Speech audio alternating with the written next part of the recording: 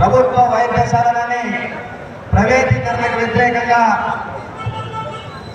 YSR Congress party నిర్వహిస్తున్నటువంటి ఈ ఆందోళన కార్యక్రమానికి సిపిఎం పార్టీగా సంపూర్ణ మద్దతు తెలియజేస్తా ఉన్నాం.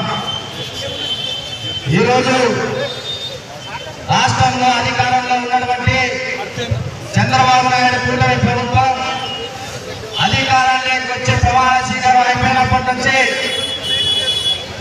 తన ముఖ్యమంత్రి సీటును తప్ప రాష్ట్రాన్ని అడ్డగోలుగా ప్రైవేట్ పరం చేస్తూ ఈరోజు దోపిడీకి పాల్పడతా ఉన్నారు.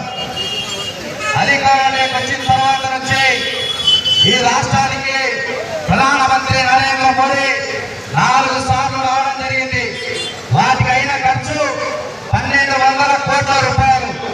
ఈరోజు ఈ రాష్ట్రంలో ఉన్నటువంటి ప్రభుత్వ మెడికల్ కళాశాలని ప్రైవేట్ పరం చేయకండి, దానికి కావాల్సినటువంటి ఖర్చు 5000 కోట్ల రూపాయలు.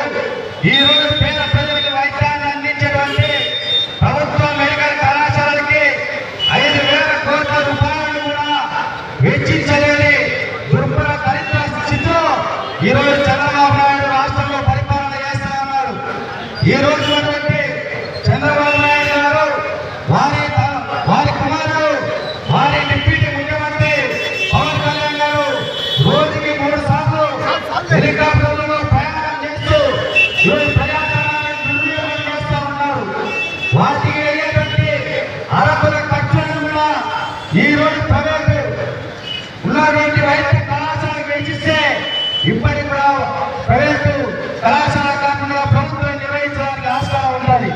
మనమందరం కూడా చూసాం, 2 సంవత్సరాలు పని లేక ఏమి లేక కరోనా వల్ల అనేక మంది వైద్యులు వైద్యశాల పనిచేయలేక మనమందరం కూడా తప్పులు చేయడం ఆరంభించాం.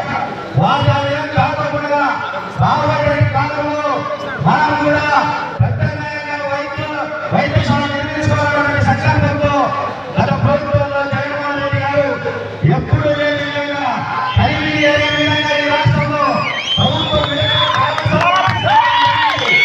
ఆ కళాశాలని మరింత పేదలకి వైద్య సేవలు అందించే విధంగా తీసుకువచ్చినటువంటి కూటమి ప్రభుత్వం ఈరోజు అప్పనంగా ప్రైవేట్ వాళ్ళకి అప్పచెప్తా ఉన్నారు. ప్రైవేట్ వాళ్ళకి అప్పచెప్తే ఈ రోజు అవి అయితే 50% చీకటి డబ్బులు కూడా పేదలందరూ వెచ్చించే వైద్యం చేసే పరిస్థితి దాపరిస్తుంది. ఆ విధంగా కాకుండా ఈ రాష్ట్రంలో ఉన్నటువంటి ప్రజలందరూ కూడా పార్టీలకు అతీతంగా అందరూ కూడా ఆలోచన చేయాలి. ఈ రాష్ట్రము ఇప్పటికే ప్రైవేట్ పరం చేస్తూ ఈ రోజు ఉన్నటువంటి రాష్ట్రాన్ని దాదాపుగా సంవత్సరాలు మాత్రమే దాటిపోయింది.